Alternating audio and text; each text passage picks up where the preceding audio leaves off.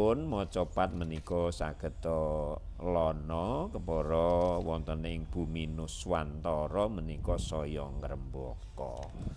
Para sutresna budaya, Giyaran Arum Dalu menika ugi kagiyaraken lumantar kanal YouTube-ipun panjenengan saged madosi wonten ing Gemilang FM Official utawi Radio Gemilang FM.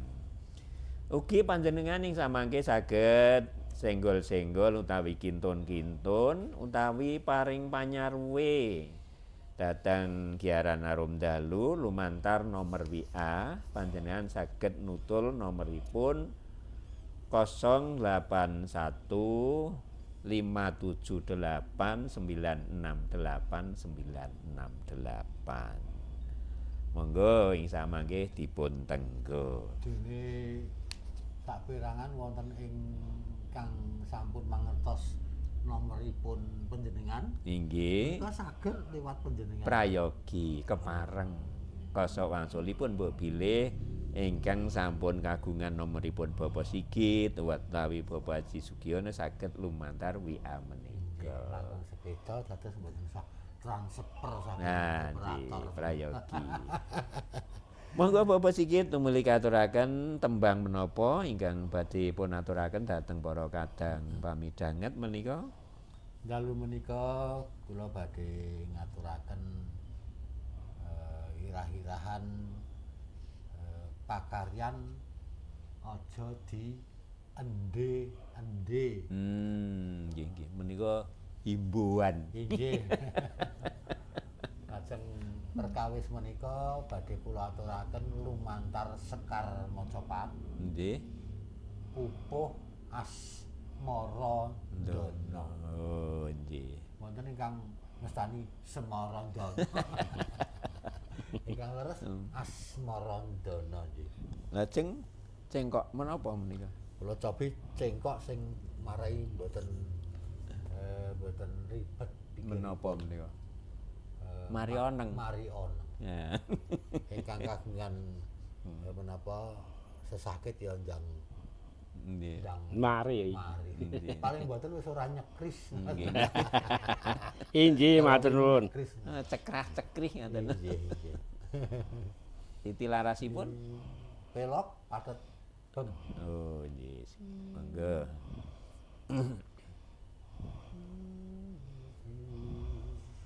Dipun grambyang rumiyin. Nggih. Nai notasinipun Jiro lunga mama Jiro luraci. Nggih. Saged dipun nggahaken nggih. Saged. Jiro luraci nemo. Loro cinem. Ngoten nggih. Nggih. Lamun pancen bisa dadi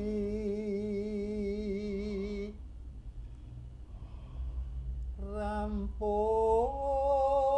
dina iki uga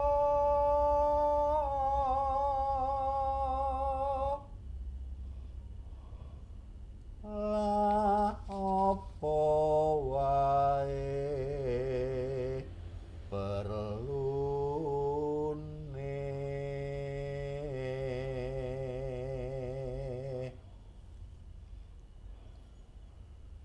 dadak tindhe ende bejang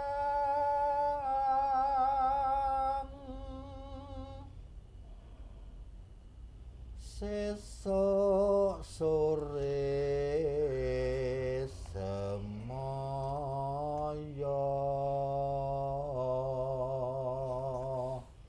kula balen nggih. Nggih. Sesuk sore semaya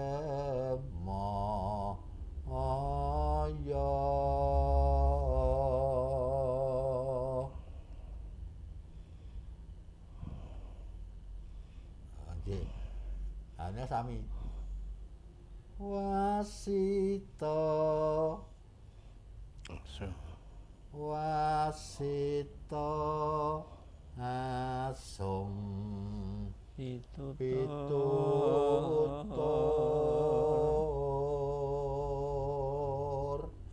Ngaten ingkang leres nggih. Nggih, nggih.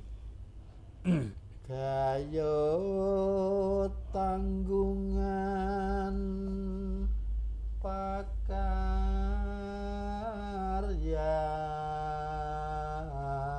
pakaryan. Wong iki mau tiba telu kok dadi Dadi wenem. 6 ayo kleru. Slenco. Tahu kula sing nyekar kowe ora ngerti klerune kok. Ah nggih. Sing ngrungokke apa meneh. Kula niki. Kula lajengaken nggih. Ya dicelingi karo nganu barang dingen-ngen. Nek cepet entek. Nggih.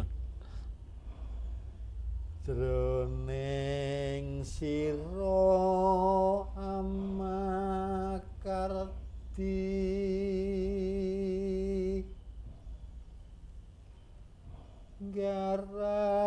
garap darbeng wong liya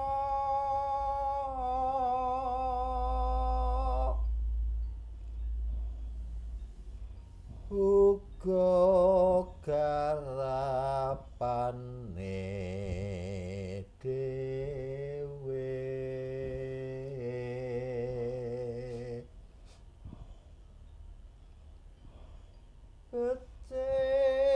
ake karampungna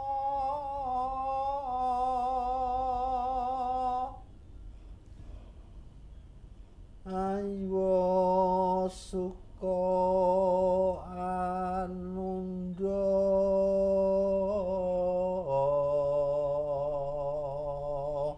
Nah niku sing leres leres niki. nggih.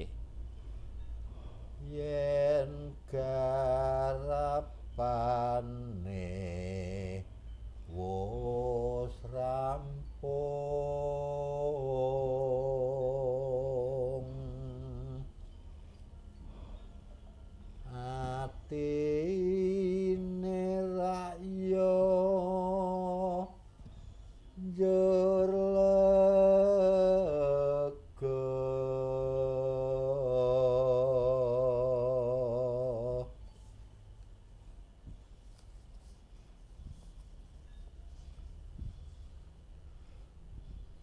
lamun ngende-ende kareti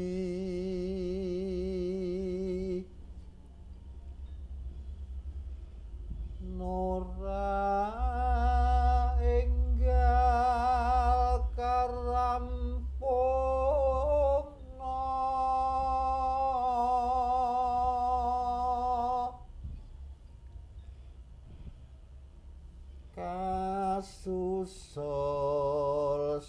kasusul liyane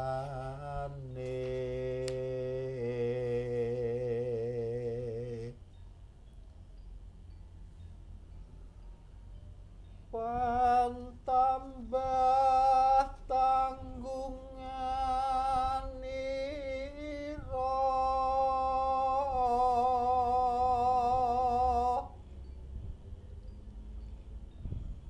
tan suda tambah kathah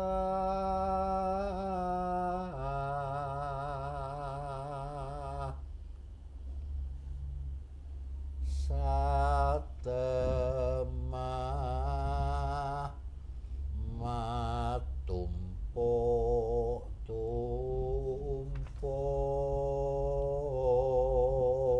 matumpuk-tumpuk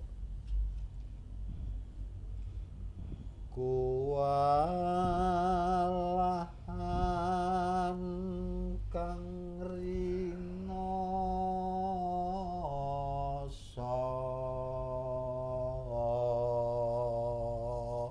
katen nggih to Nggih prayogi pepilih tigang prayogi kersanipun Bapak Haji menika mboten ngantuk nggih ben saya semangat Wih, menika. nggih. Wah, Atur katerangan tumrap sekar ingkang sampun kaaturaken kala wau gayut kaliyan ira-iranipun menika pakaryan aja dindi-ndi. Monggo Bapak Haji.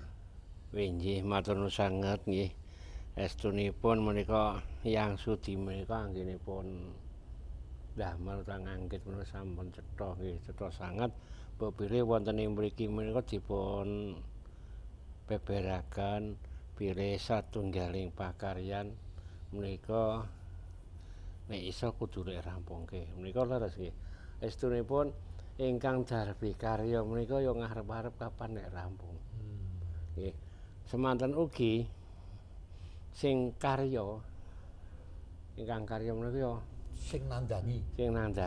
Ingkang makarya. Niku kedahipun nggih nggadahi raos tanggung jawab ingkang linuwih nggih. Kados dene gawean iki kudune nek rampung niku wis lega kabeh. Ora dadak gawe napa nggih cuwane sing nyuwun tulung nggih. Kudune iki wis rampung kok dadak mau mangko kanileran-leran.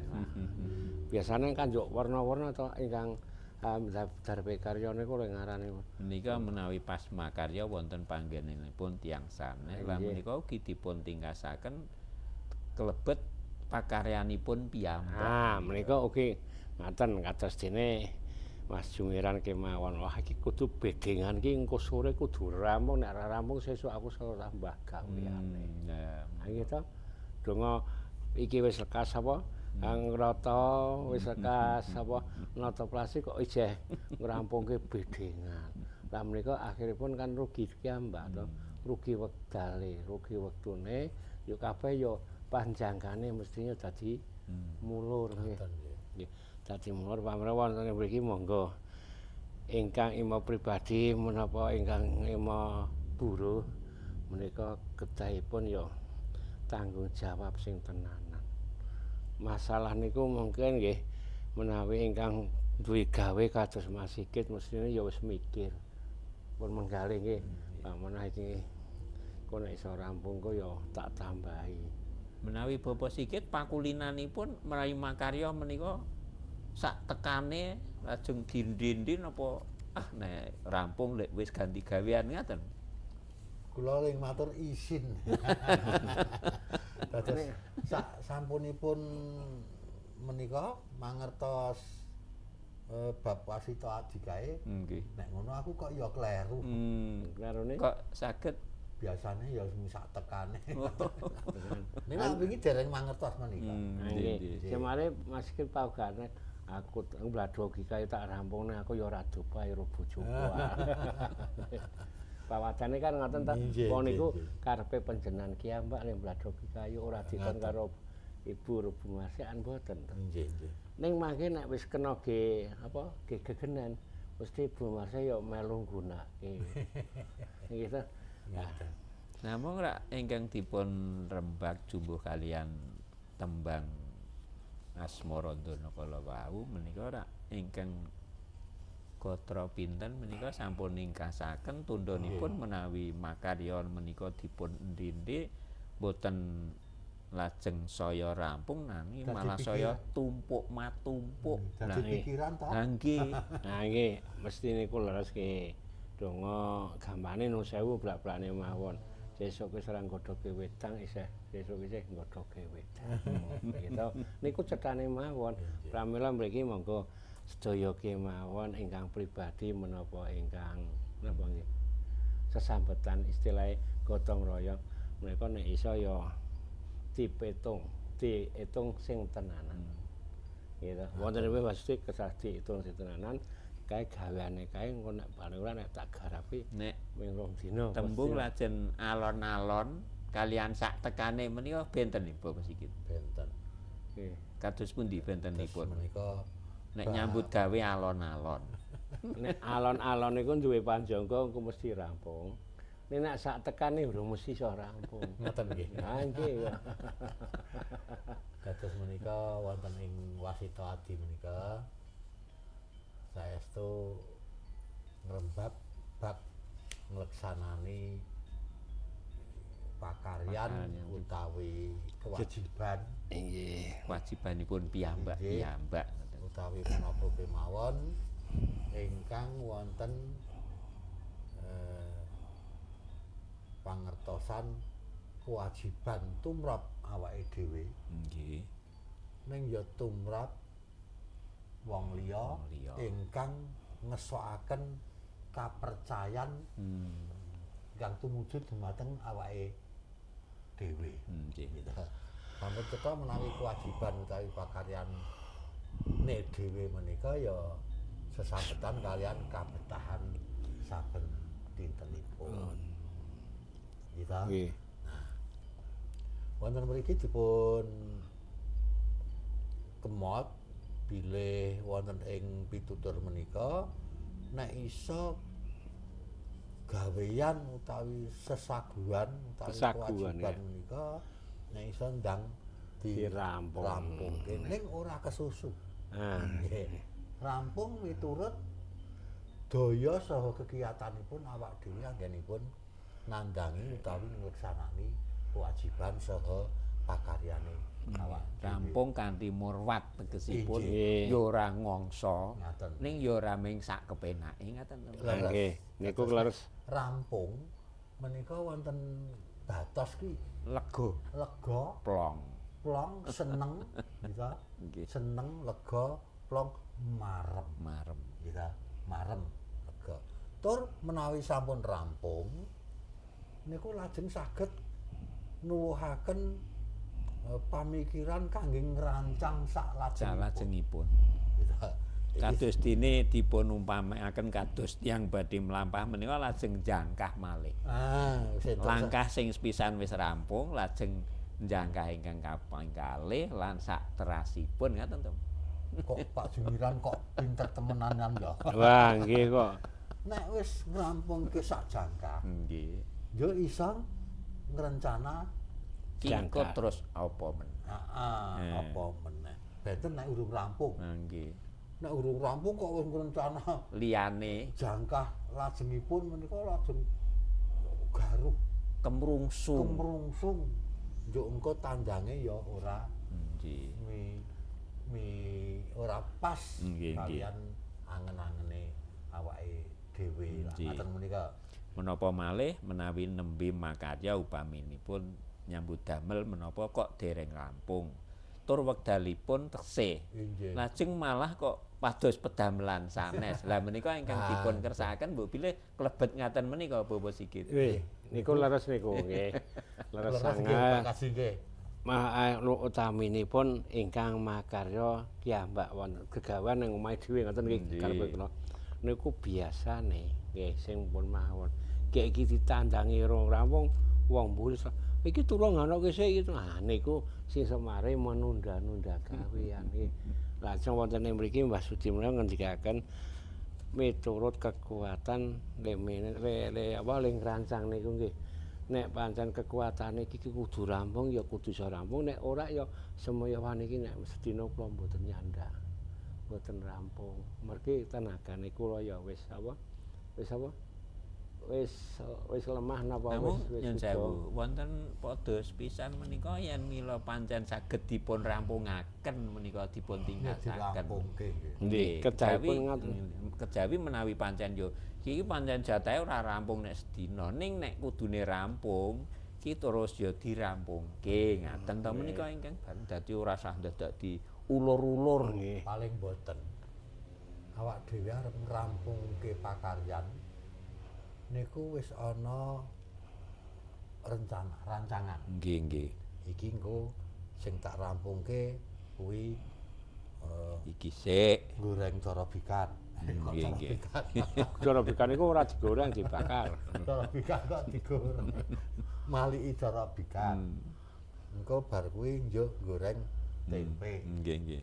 njuk ndeplok apa gethuk. Kuwi nek bahasane aku tau rungu ngono ke terstruktur. Iki kira-kira nek telung perkara. gawean kuwi Rampung. kira-kira engko jam 12 Rampung. rampung. Ya tak lakonane.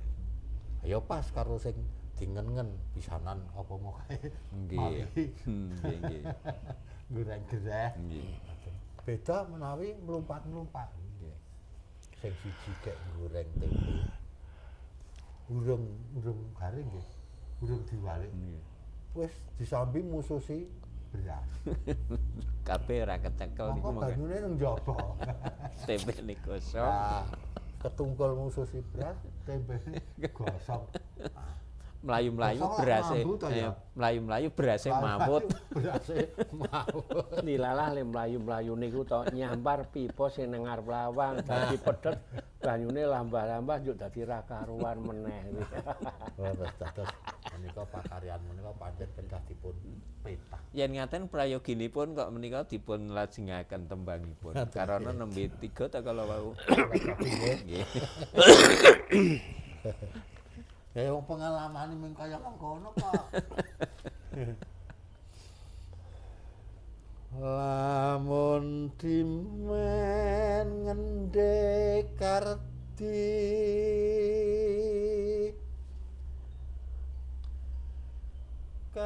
kang kongkon dadi tan supa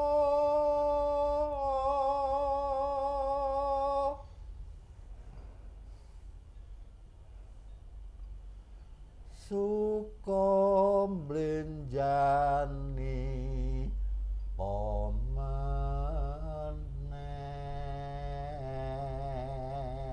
pomaneh bakal dadosken sirian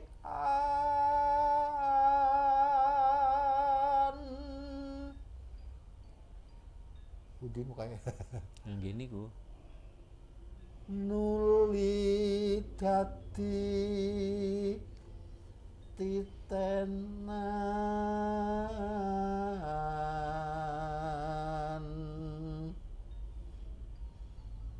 lamun tanggung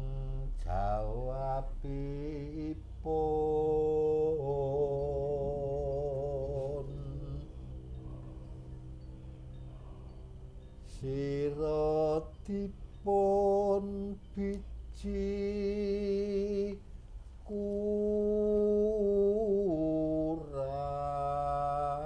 kurang terus kali Nggih, dipun Ditake sisan mawon. nulya sami anabihi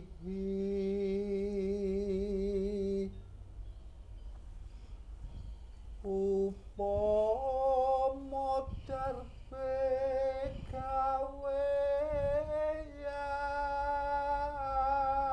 gaweyan luwung golek wong liyane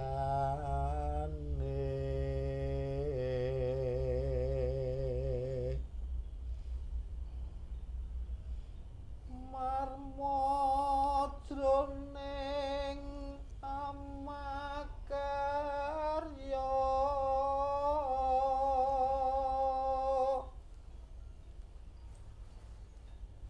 lamun kudu semaya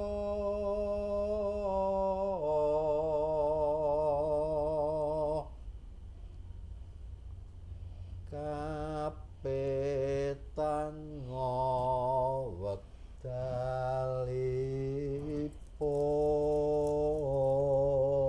wedalipun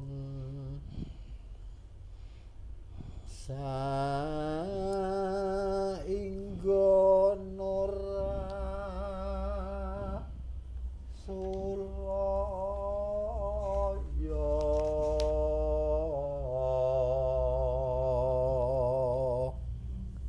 kula rampunge sisan nggih Nggih.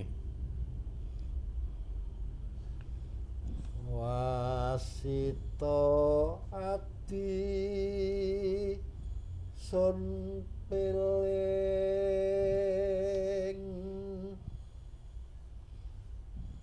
jroning darbe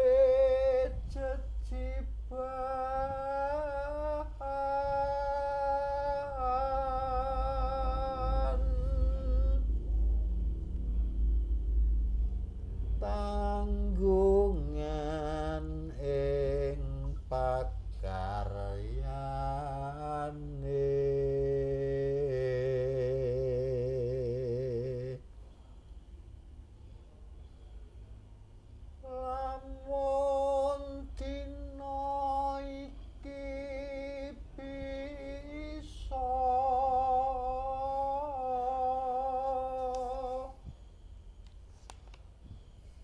dienggal karampungna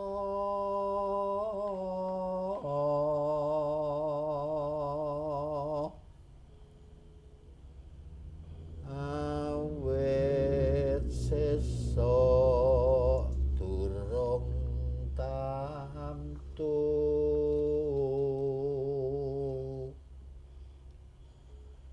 sira bisa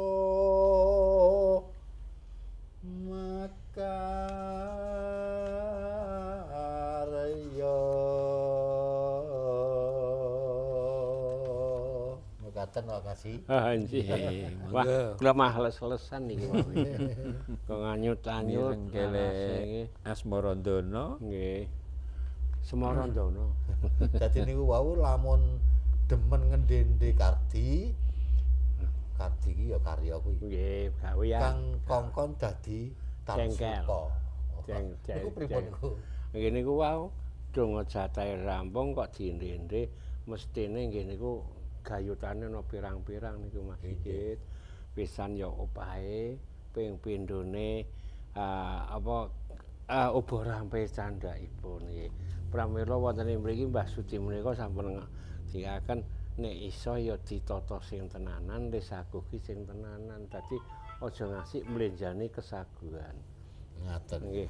Wah, pamane napa niku pas tak contoke nek matur ya menyontoke Pak Jumuran Bladokayu Pak Sigit. Kados kula ki ambak nggih nuwun sewu nggih.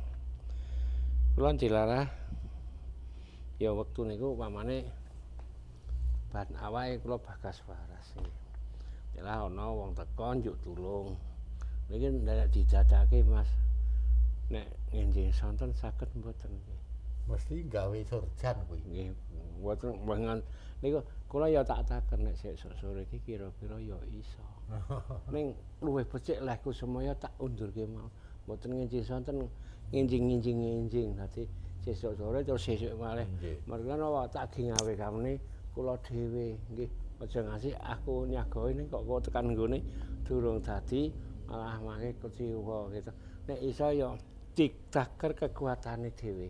Dalam arti iki ya ben aku ora ana apa-apa ning sapa ngerti nggih niku wau nilah kok cucu-cucu kok masuk angin. Nggih to. Cucu ana lanyon dadak napa dadakan kembane ana berita sing kurang nyenengke kudune awake dhewe kudu lek tekan kono niku ya wis menunda to. Kuwi yo sing njaluk tulung kuwi Bu Tansuka tegese ora seneng. Ah malah kuwi njuk nganu dadi sirikan. Ah niku nggih ngoten niku. Wah kaya iki nek dipasrahi kuwi ora rampung. Nggih. Niku cetane terus dadi ngoten. kelingan sederek kula sedayu. Kendalu Mas. Mentawis kok ora kirim WA. Monggo mugi-mugi dalu menika midhangetaken Mas Dalang Parian. Parodin wonten ing sedayu lajeng Bapak Bapak Mijan menika wonten ing Sempon ingkang sampun dikirim-kirimi wanti-wanti sesuk tak rungokke ngaten. dadi mangke Wonten. bare Nggih. iklan dikirimi. Ngaten nggih, namung semantena para kadang sawetawis arup dalu kasigek rumiyin nggih karana priwara ingkang badhe katur. Mangke sasampunipun priwara nyawiji malih tetepa nyawiji wonten ing Gemilang FM. Sumangga.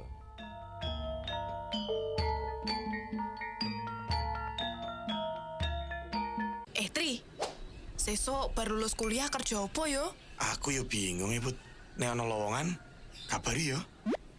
Ladalah zaman saiki kok isih bingung golek lowongan kerja toh? Buka aja aplikasi Emakarya. Emakarya adalah aplikasi yang diinisiasi Dinas Tenaga Kerja dan Transmigrasi atau Disnakertrans Provinsi Jawa Tengah untuk menjembatani para pencari kerja dengan pemberi kerja di wilayah Jawa Tengah. Cara aksesnya gampang. Tinggal ketik www.bursakerja.jatengprof.go.id, buat akun, pilih jenis pendidikan, dan tada! Informasi lowongan pekerjaan di seluruh wilayah Jawa Tengah sudah bisa kamu akses. Wah, ternyata gampang ya, Bud. Oh, Tri, aku udah ditambah semangat makaryo nek ngene carane. Iklan layanan masyarakat ini dipersembahkan oleh pemerintah Provinsi Jawa Tengah. Butuh ambulan untuk keadaan gawat darurat? Telepon aja ke 112. Bila terjadi keadaan gawat darurat seperti kebakaran, kecelakaan, tindak kriminal, terorisme, KDRT, pohon tumbang, kesalahan konstruksi yang mengakibatkan terganggunya aktivitas masyarakat, hubungi 112 untuk mendapatkan bantuan. Adanya hewan buas dan berbisa, bencana, serta keadaan gawat darurat lainnya, segera hubungi 112. Call Center 112 Kabupaten Magelang, siaga 24 jam dan gratis. Call Center 112 dapat diakses oleh semua operator tanpa menggunakan kode wilayah 0293. Iklan layanan masyarakat ini dipersembahkan oleh Dinas Komunikasi dan Informatika Kabupaten Magelang. Duh, piye iki? Lu, ora ono abang ora ono ijo kok gembeng sampean. Nopo, Bu? Nopo? Cerita sama Bapak. Iki lho, Pak. Ibu dapat surat somasi. Loh, kok iso to, Bu? Ibu dilaporkan pihak berwajib karena mencemarkan nama baik di medsos. Piye iki, Pak? Iyalah, Bu. Lain kali bijaklah dalam bermedsos. Nek koyo ngene iki keluarga juga toh yang susah. Media sosial adalah sebutan media online di mana para penggunanya bisa dengan mudah berpartisipasi atau berbagi dan menciptakan konten isi. Media sosial sendiri merupakan media online yang memberikan kemudahan bagi para penggunanya untuk melakukan interaksi sosial secara online. Masyarakat dapat berkomunikasi dan berbagi momen. Namun, dari berbagai kemudahan tersebut, tentunya juga harus diiringi dengan tetap bijak menggunakan media sosial. Karena medsosmu, harimaumu. Iklan layanan masyarakat ini dipersembahkan oleh 96.8 FM LPPL Radio Gemilang, Jendela Musik dan Informasi.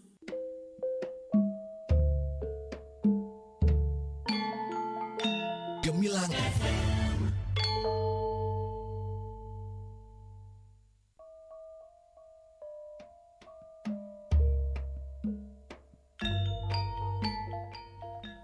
Para pamirsa ngaturaken ageng panuwun nggih ingkang dalu menika panjenengan sampun kepareng nyawiji midhangetaken giaran Arum Dalu lumantar Radio Gemilang FM. Ingkang Arum Dalu menika namung dipun giaraken saben-saben dinten Senin malam Selasa. Kula ambali malih sugeng dalu dhateng kadang kula wonten ing sedayu Raka Mas Farodin sampun pinten minggu menika mboten kirim WA-nipun, mugi-mugi tetep sehat nggih. Lajeng mugi kula ambali malih menika Bapak Mijan wonten ing Sempon Wates menika dukun. Sugeng dalu Pak Mijan, mugi-mugi sehat-sehat kemawon. Ugi kadang kula wonten ing Bandungan menika Gondo Suli, Mas Yarkoni. Sugeng dalu Pak Yar. Kapan iki pentas ketoprak meneh ngaten. So Agustus. Mugi-mugi dalu menika midhangetaken nggih Pak Yarkoni. Kadang kula ingkang wonten ing Wates nggih, Wates Banyu Biru dukun menika Bapak Maryadi, lajeng wonten Bapak Hadi Sariyah menika. Keng dalu Pak Hadi apa wis kondur apa urung mbok menawa lagi tahlilan iki. Mugi-mugi tansah kaparingan kesehatan sedayanipun. Dipun terasaken Bapak Sigit monggo. Nggih, katur pepunden kula wonten Pakem. Oh, Gosoro. Sambil rembe. Oh nggih. Menika Bapak Antonius Dudiarjo. Oh nggih. Sugeng midhangetaken sehat to Pak D. Pak D Pasimbah. Simbah. Mbah Ka'bah. Lajeng putra-putra swargi Ki Dalang Jaya Kandar. Pak Yanto. Pak Yanto lan Mas Bendon. Bendon. Suwarsono. Wonten ing tinggal kulon ngaturaken sugeng dalu, sugeng midhangetaken saha naliti kekirangan kula. Paguyubanipun Tri Kumara tasih asring pentas. Sajake sampun sepuh-sepuh. Pak Nogareng ugi wonten ing tinggal kulon. Lajeng wonten Patran menika Lek Sumadi saha Desarni. Nggih. Juragane Bawang. Pak Parwito, Pak Tarno saha Pak Haji Parwadi sugeng midhangetaken. Lajeng nyabrang kalen menika mlumpat dumugi Klodran.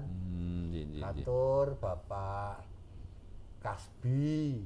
Bapak Kasbi sugeng dalu sugeng midhangetaken. Pak Rehadi, Pak Mantep. Nah, iki ning kula mboten mancing-mancing degan ijo.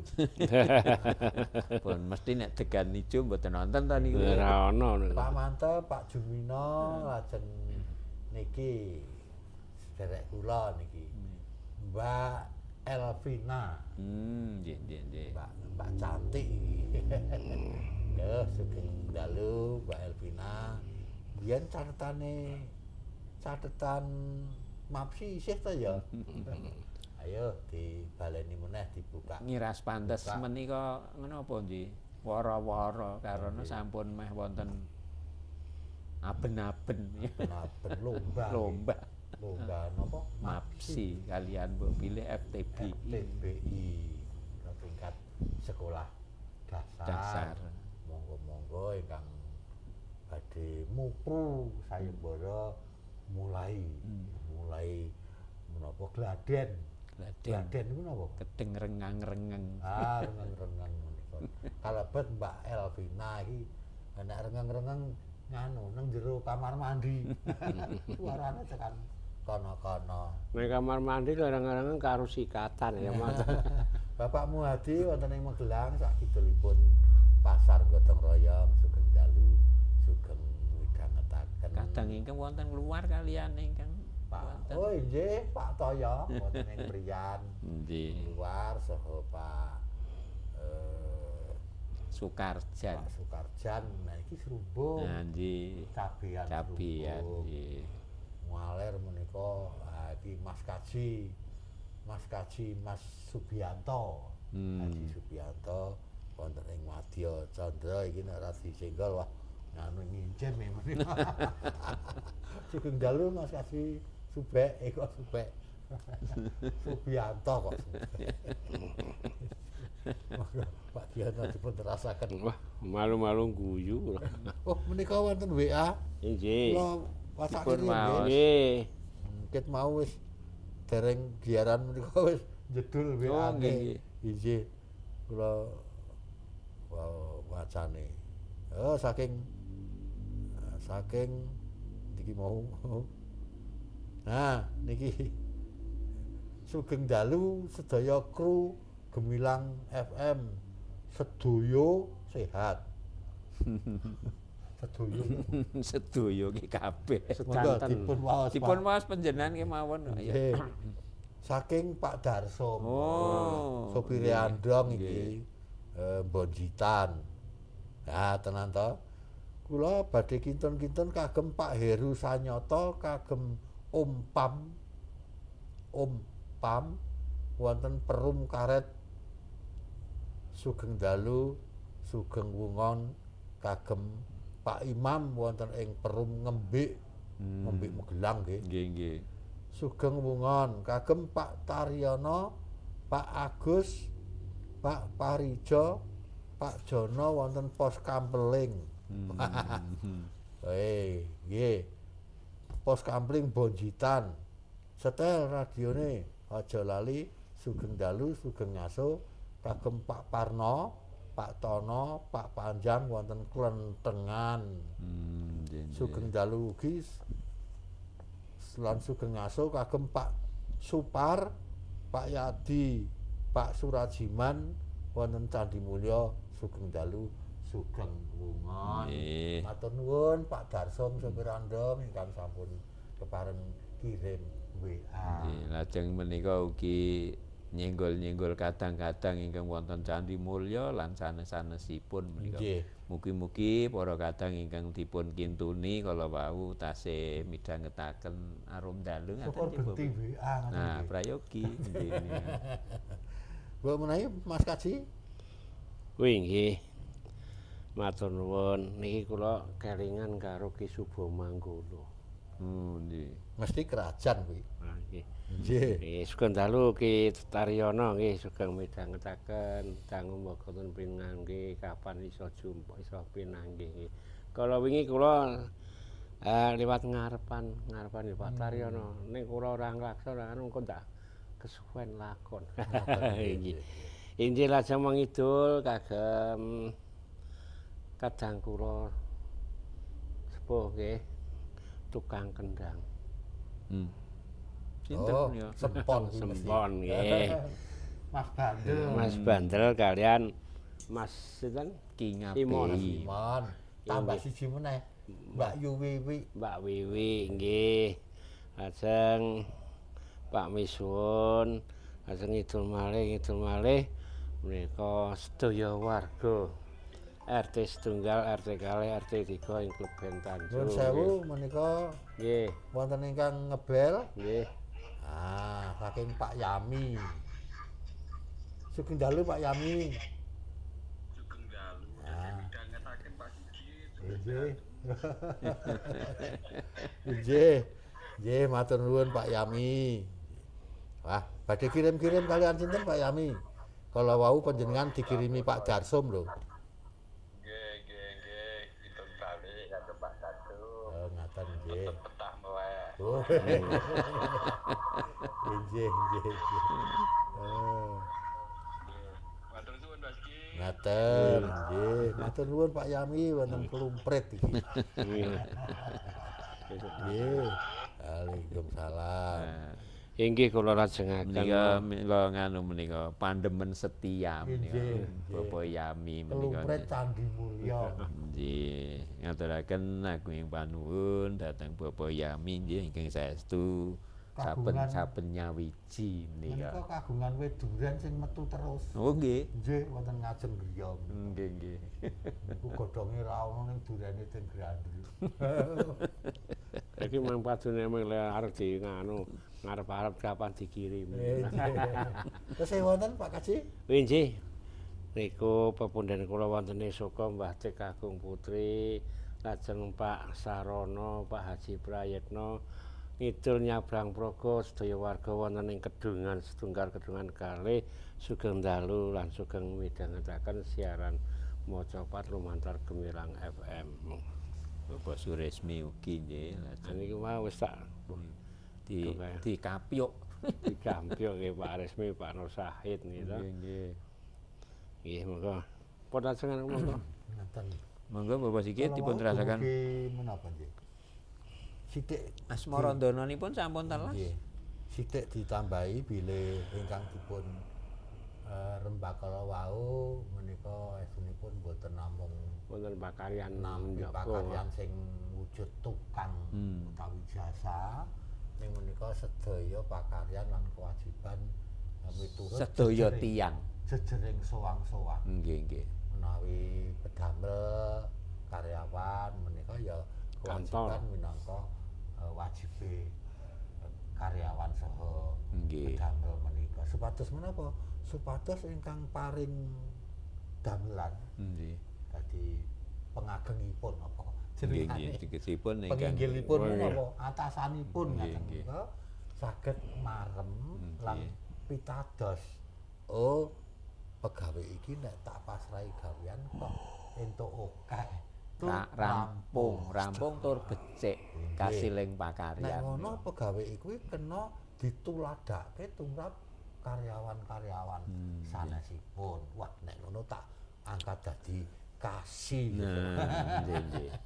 Bekne iso nuladani sanes-sanes. Ingkang mbebayani gayut kalian menapa menika ngundur-undur pakaryan menika upaminipun pakaryan ingkang kedahipun dipun rampungaken dinten menika kok mboten dipun rampungaken lajeng pangajapipun badhe pun terasaken dinten binjang-enjang upamanipun ing mangka binjang-enjang sampun wonten pakaryan malih ingkang langkung kathah malih menika lajeng menika pakaryan dados tumpuk matumpuk. Nah, menawi basa Indonesianipun menika dipun sebataken menunda itu bahaya. Bahaya. Nah, menika bebayani to menika. Pakaryan ingkang gadhahi tanggung jawab menika pas pakaryan ingkang penting sanget masyarakat. Nah, tiang kathah.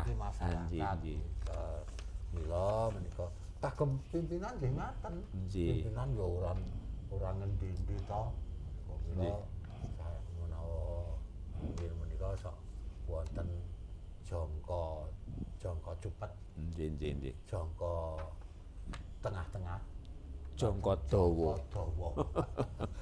Rumiyin contonipun jangka ingkang dawa menika repelita. Nggih. Repelita 1, repelita 2 sampai 5. Nggih, menawi ingkang jangka tunggal kalih menika RPJM. Rencana jangka menengah. Nek sing jangka pendidikan ya sing penting engko sore bayaran. Ngaten nggih, Pak. Tegesipun jumbo kaliyan ira-iranipun menapa kalau wau Bapak Sigit nek duwe pakaryan ngendi-endi sampun dipun ngendi-endi pakaryan menika jumbo kaliyan ira-iraan menika wanter sanget saking wasita adi menika monggo sedaya kemawon prayoginipun menawi nggadahi tanggung jawab arupi pakaryan menika sampun ngantos dipun endi-endi karana tundanipun menika mesti badhe nemahi mboten sae ngaten to kosok wangsulipun nek ora endi-endi bakal antuk kapercayan saking tiyang sanes ngaten nggih Mas Kaji nggih nah niki nggih candhaipun menika menapa menika candhaipun gandang gula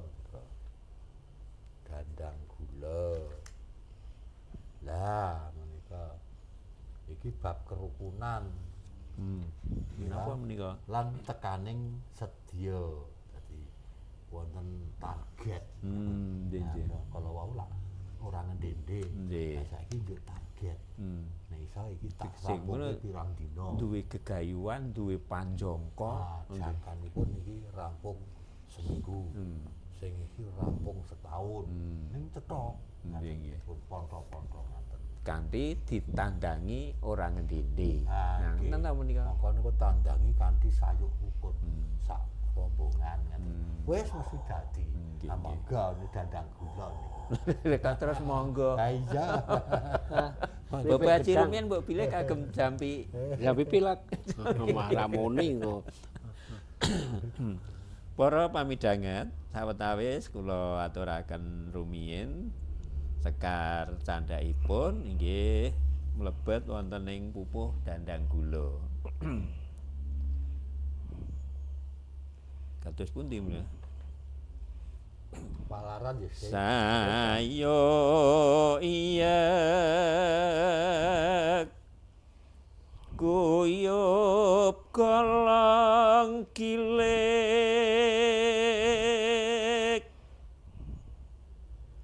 jroning padha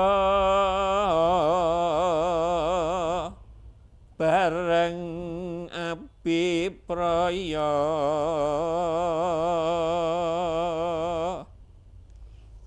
iku dalan katekane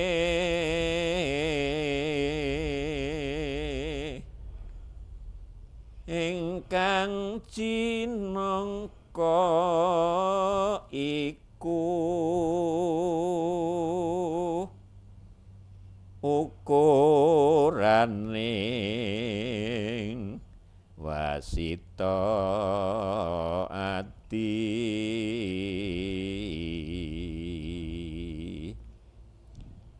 monggo sami ngudar nenggih jarwanipun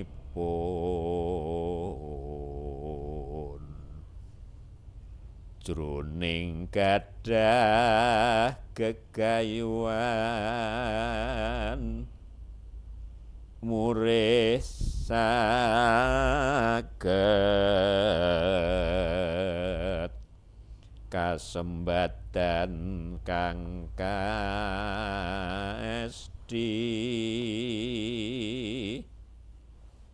nenggih sarananira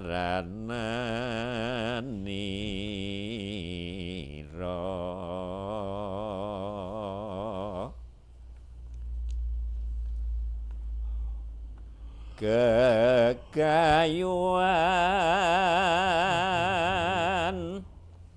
ingkang dipun esti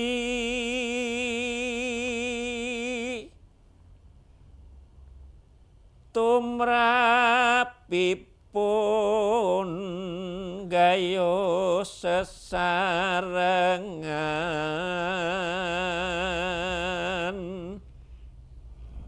sayuk rukun saranane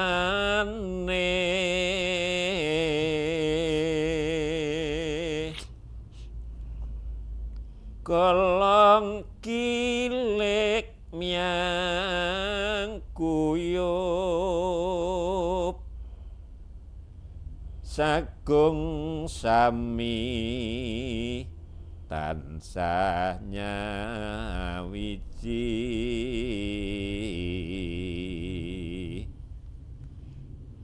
tan benceng pemanggenya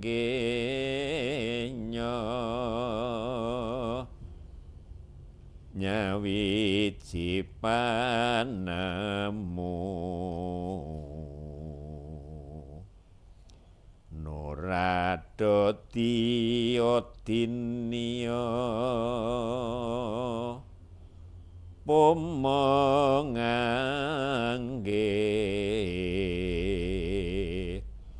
propio kang ageng nengge sinangga sesarengan.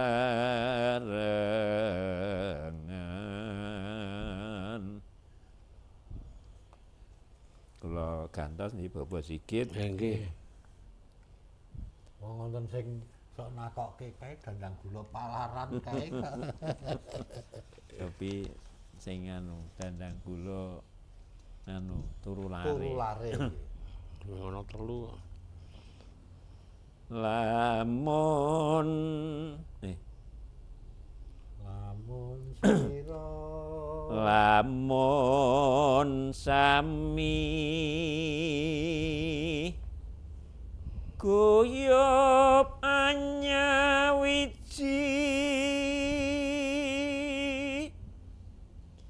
kang jinangka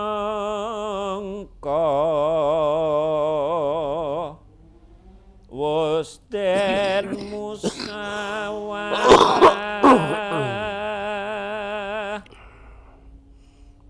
sampun sami mupakate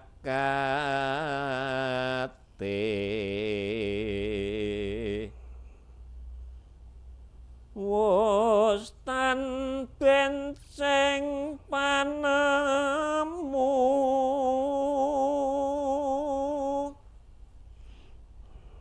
sakabehe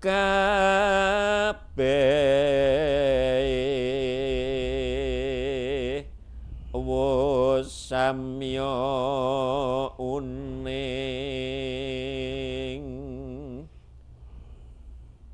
menggah ingkang jinangka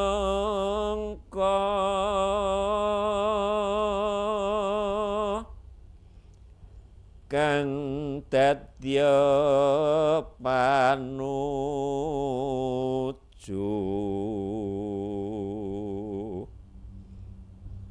samangke pan bakal lancar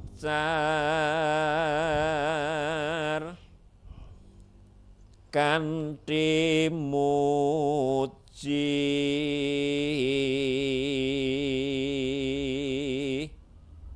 mrih gura kudha sumingkir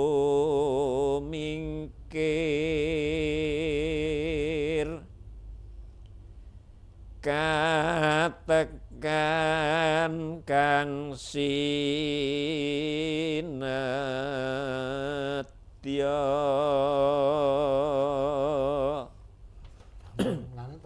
menika sing sinedya. Nggih. Yen ngaten kados pundi menika ingkang dipun kersakaken Wasistawasti menika Bapak Sigit. Sayuk saeka kapti guyub rukun golong gilik. Nanti kok ya sok kleru to. Nah, ajeng matur Mas Kaji kok. Kula rak ingkang kula toleh panjenengan lajeng keling-kelingan jenengan kok ya. Nggih. Estu nggih. Menika sedaya pakaryan sedaya napa nggih istilah sing nggunakake wong liya nggih niku mesti nganggo rasa sing nyawiji ing pakarti sayuk rukun guyub rukun napa niki wau golong gilik nggih menawi setunggaling pakaryan wonten griya istilahipun nggih menawi satunggaling warga ingkang ngresakaken damel griya mestinipun rancangane sampun dados lajeng ngundang tukang nggih njaluk tulung tukang nek saniki wis ana mandor tetembangan lha meniku dipun golong gilikaken riyen istilah rencanane lar gawe dalem ki kepriye modele ukurane kepriye mangke nek pun golong gilik pun dodong kabeh nggih tenagane barang wis dodong niku mangke tumuli miwiti pakaryan kanthi nastiti nggih kanthi alon-alon. Alon-alon dalam arti mboten alon-alon cuma alon-alon carane likur-likur ya aja krusak-krusuk nggih, nglelet nggih. Aja krusak-krusuk diwaspadake sing tenanan ben kabeh mau nuwuhake satunggaling napa nggih pakaryan ingkang ngremenaken. Nek ora golong gilik ya mestine ya mangke ya ora dadi niku Mas Jumiran. Mboten dadi antarane mandor menawi diodinia menika tundhanipun jenateng mboten dados anggenipun makarya namung dados derdah. Dados derdah pramila wonten mriki leres maksudi kabeh pakaryan iki golong gilik sediane ben pakaryane iki dadi apik ora mung istilah gugu karepe dhewe karepe sing duwe omah ngene karepe tukange ngene niku nggih wis ora sarujuk meneh gitu. Wis ora napa nggih ora golong gilik ngoten nggih. Monggo Mas Ki disambung. Dados nek kala wau lak pakaryan saha kewajiban jejiban pribadi. Nggih. Lah saiki njuk sing dirembuki sing njuk ya ora bisa dhewe. Nggih. Saniki pakaryan ingkang wonten gepokipun kalian kabetahan saha kepentinganing ngakatah. Ngaten. Menika wonten satunggiling wewarah ingkang dipun serat kala wau sayuk menapa sayek saeka kapti guyub rukun golong gilik abi praya iku dalan katekaning sedya isih ditambah pandonga gitu pandonga ben sediane kelakon katekan. Nah gandeng menika golong gilik ngayahi pakaryan ingkang gepok kalian kabetahanipun ngakatah madinipun ya wonge ya akeh. Yuk le nyambut gawe engko ya bareng wong akeh. Niku perlu dipun pikiraken bareng-bareng supados napa? Supados mangke saged rampung. Nah, wiwit saking rancangan purwa pisan dirancang sesuk ki gandeng menika contoh napa ya gawe empyak. Gawe empyak Omah. Iki apa? Omah. Utawi jaman-jaman niku ndandani saluran banyu. Dandani saluran banyu. Kebutuhane wong akeh. Nah, mestine wonten ingkang dipun dapuk. Dipun dapuk minangka panitia cilik-cilikan kami pengurus paling boten dipun dapuk sinten ingkang badhe jinejer minangka suh. Suh niku napa nggih Pak? Pimpinan ingkang naleni tumrap sapu. Ana sing naleni supados ora bubar. Nggih. Dipun rancang rumiyin. Nah, gandeng menika gawe dam mesine ya materiale diitung. Diitung kira-kira entek pira. Entek pira, yuk saka ngendi oleh duit. Apa kabeh kudu tuku, apa iso golek, iso njaluk. Utawa urunan. Nah menika dipun petang rumiyin. Nggih. Sak sampun dipun petang lajeng anggenipun ngayahi menika betah tiyang pinten. Jadi ta yo nek cara desa ya mesine ora sah hitung wong pira. Kabeh sing wonten gepok singgalipun kalian kebetahan banyu sesuk mangkat. Nah, nggih prayoginipun ngaten nggih. Ning kudu manut karo sing ngesuwi kala wau. Pangesuh kala wau. Nggih. Usul ya kena ning ora kena nih, ora kena ngayel. Ngayel. Kali. Nggih. Asuh nggih dipun paringi purba wasesa. Entuk wenang perintah. Entuk wenang ngatur. Nek perlu entuk wenang rada bekeneng iki. Nyeneni sithik. Ning nyenani demi kebaikan. Supados napa? Supados sedaya menika saged makarya sesarengan. Aja nganti gandeng wonge ana wong 50 sing makarya ming wong 5. Kabeh do Sing wong 10 ngobrol, sing wong 20 meneh dolanan HP. Ming selfie. Nah, sing wong 10 nunggu pacitan. Lho kok dadak itu? Aku ndak dicucuki pitik. Malah dicucuki dhewe.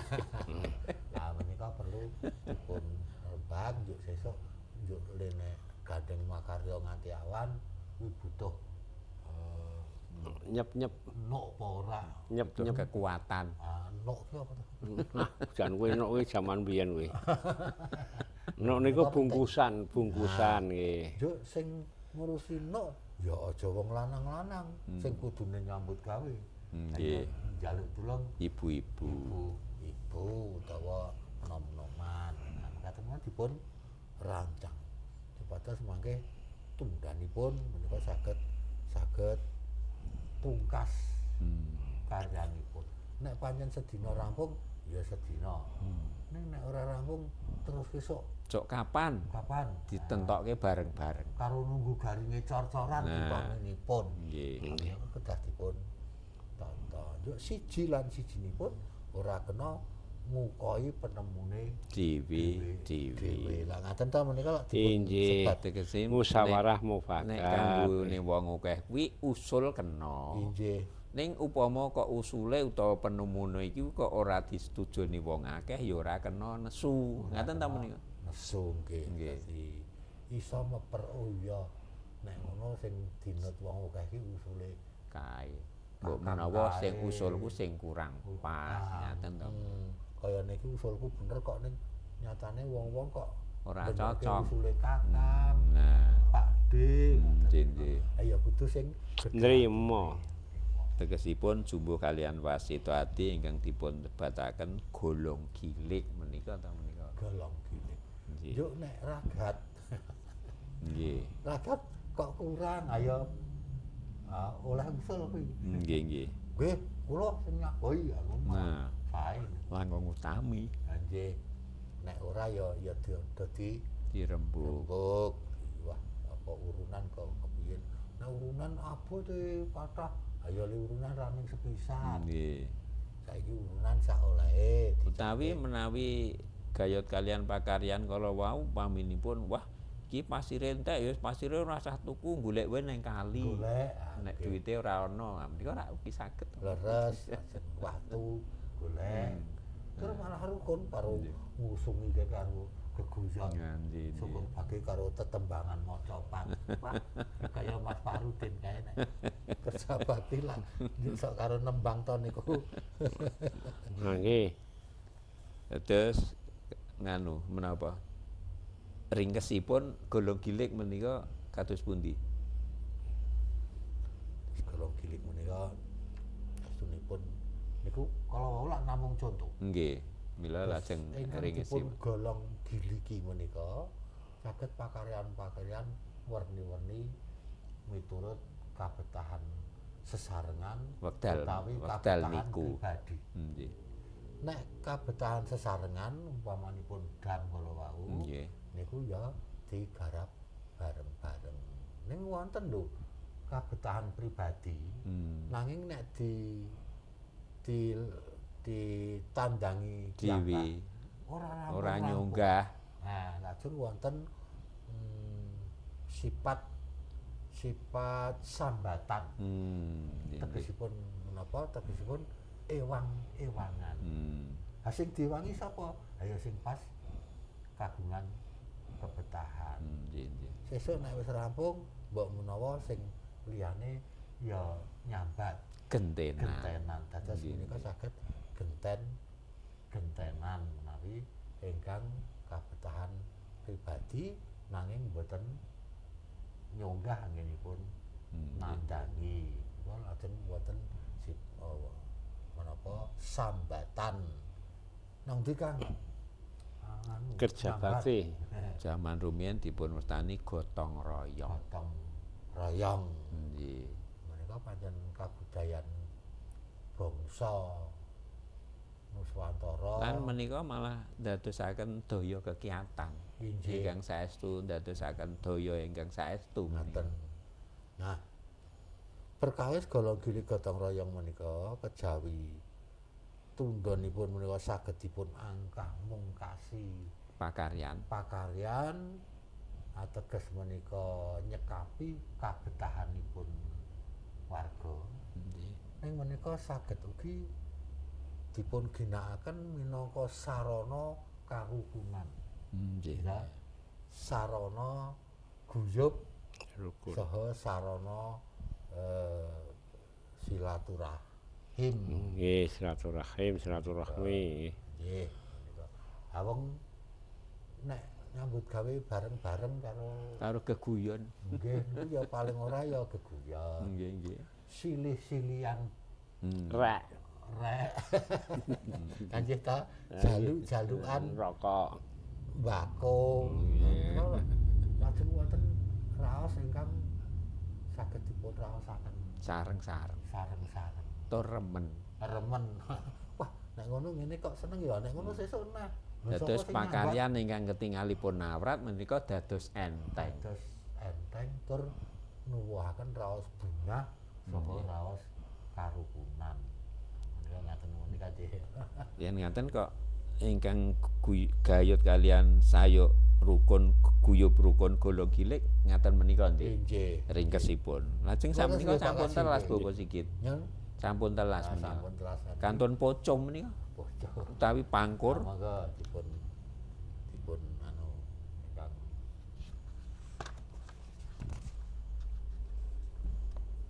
ingkang durma kala wau. Durma. Cobi. Durma.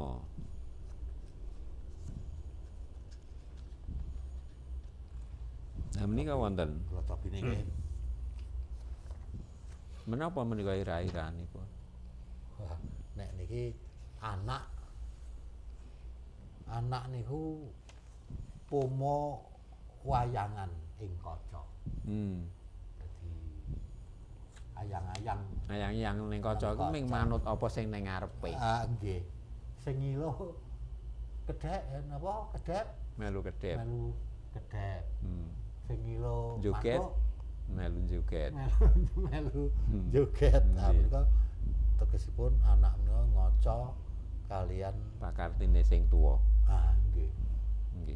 bapakne ya biyangne kok biyang biyunge sing leres biyung napa biyang kok kasih biyung biyung nggih nah menika dados minangka wayangan ke jan lak ming nirokke nggih nirokke ayang-ayang to sing dikarepe wayangan nggih gandeng anak niku sok nirokke wong tuane wajibe wong tua kepiye lak nyontoni barang sing bener sing apik saged dipun aturaken kanthi sekar lumantar sekar sekaripun menapa sekaripun durma ingkang kados pundi nggih cobi dipun nggih anak iku wayangan ning kaca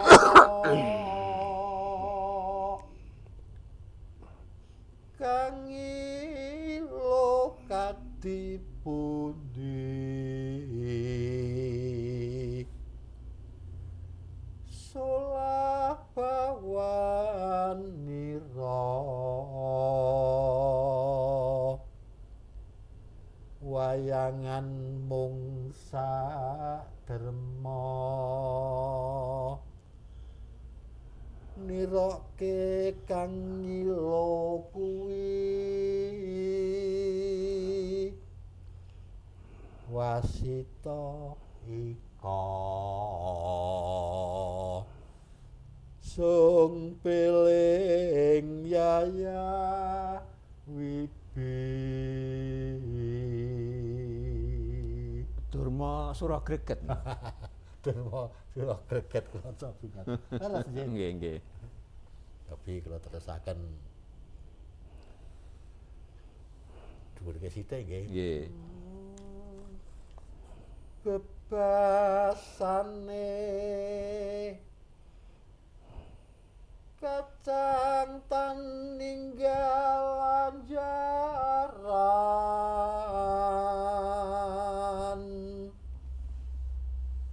solah tingkae siwi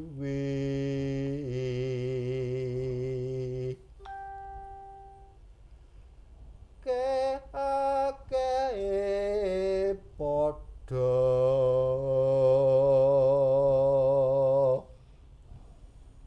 kelawan wong tuanira sifat watake tan tebe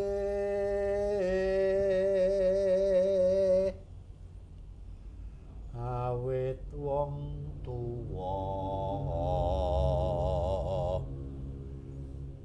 tansah dadya palupi sae nggih Sura Greget niku gagah-gagah nggih ya ming suarane wis nglokor dadi ora iso gagah marmanira umoden eling waspada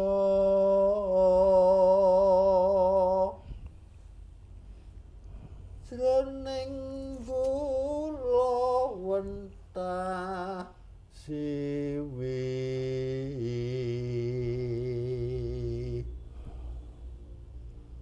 paringa tuladha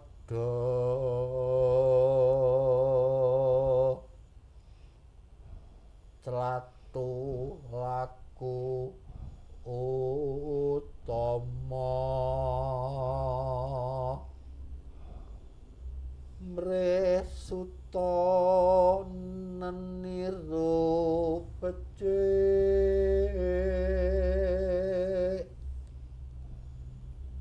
den kulinakno wiwit kala alit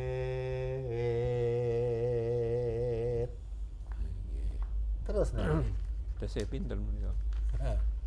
Tesih 3.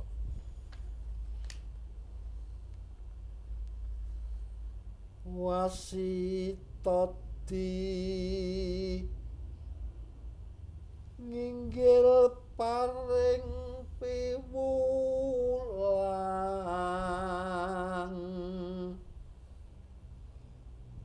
wayangan kang kaeksi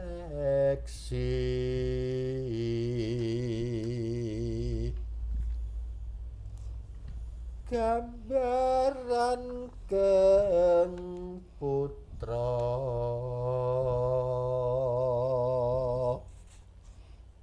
aniru sulahira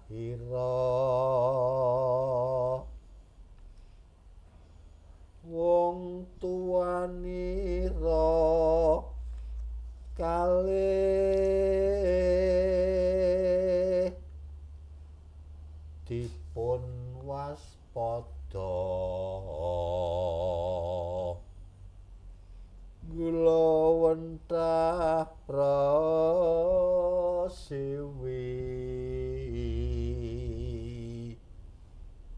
badhe nerasaken Dipun telasaken mbok pilih kanton setunggal to.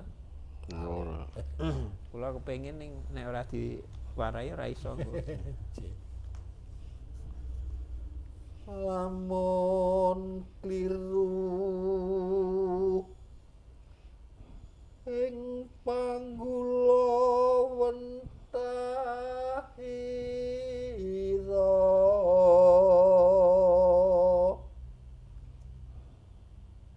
kadang kala dumati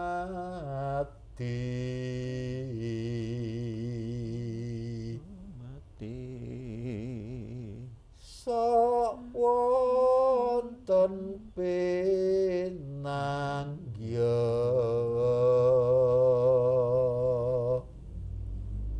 anak wani wong tuwa angel yen dipun kandhani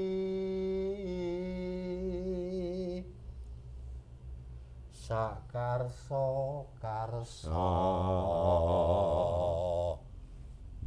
nuruti nepsu neki Menika titilarasipun menapa? pelok 6 nggih. dipun cobi Cobi kula ning dituntun kepengin nih kula. yen kepacut Yen kebacut gegeton datan prayoga Pigono kok prayoga. becik den ngati-ati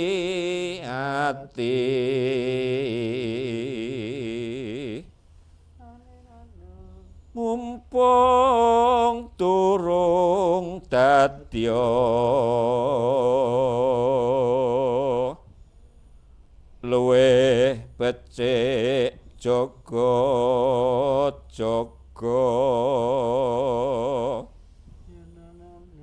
iwa hampe wihulang ngaji ulang agama sarta buti pakarti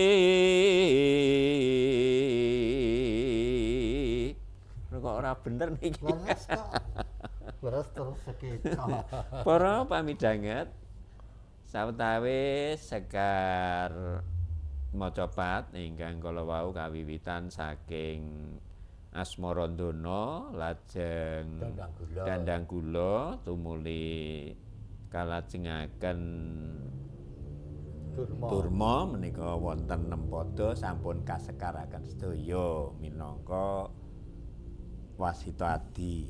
Nah, ingkang pungkasan menika gayut kalian kados pundi tumrap tiyang sepuh menika paring warah dhateng putra wayah. Nek ngono kuwi yo wong tuwa kudu kepikir. Karana mila dipun sebataken bilih ayang-ayang menika namung manut kalian menapa ingkang wonten ngajengipun. Kados dene tumrap lare menika nggih namung tiru kados dene kados pundi solah bawanipun bapa lan ibunipun. Lajeng prayoginipun kados pundi menapa Bapak Sikil? Kados awak dhewe niku ngajeni wong tuwa.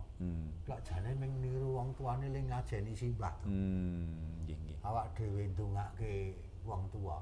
Nggih. Ya mung tiru-tiru wong tuwa nalika semono sok ndongake simbah. Nah yen ngono anake ya tiru kaya bapakne. Ngaten to. Nggih. Ane bapakne Wah, ngajikan anake ya ngajikan.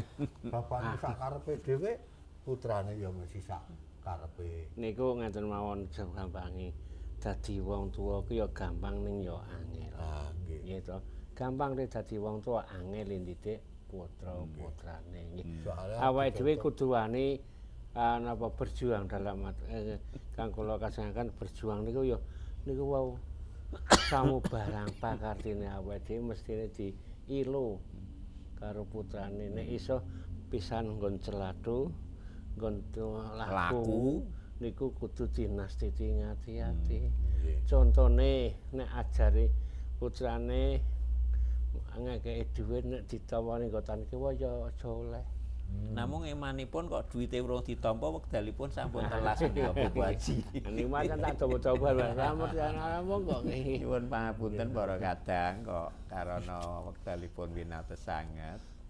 Kula tetiga dalu menika ingkang ngayahi karya minangka Giaran Arum Dalu wekdalipun sampun ndungkap paripurna kanthi menika nyuwun pangapunten ingkang langkung utami menika mbok bilih kok kula anggenipun ngaturaken kathah sisipipun ingkang jalari kirang rena penggalih panjenengan saestu nyuwun pangapunten lan mila winatesing tumrap pangertosan kula tetiga ingkang dayani kirang sampurnaning adicara menika.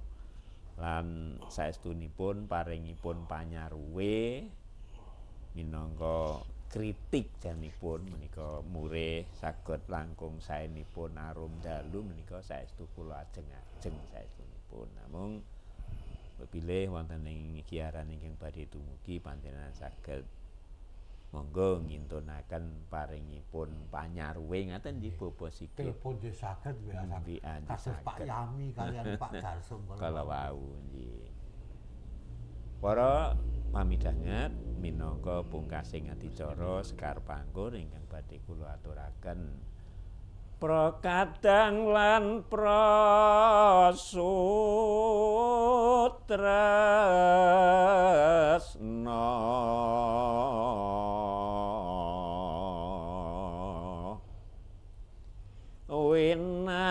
winatesing wekdal maca pat nanggih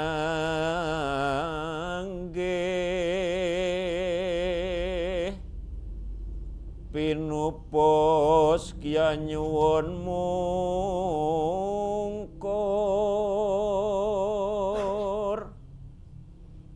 nglanggana gunging lepat wicara basa sastra lan unggah-ungguh nyuwun gunging pangaksama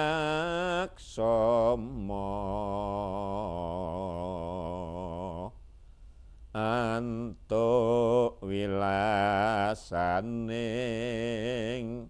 Gusti.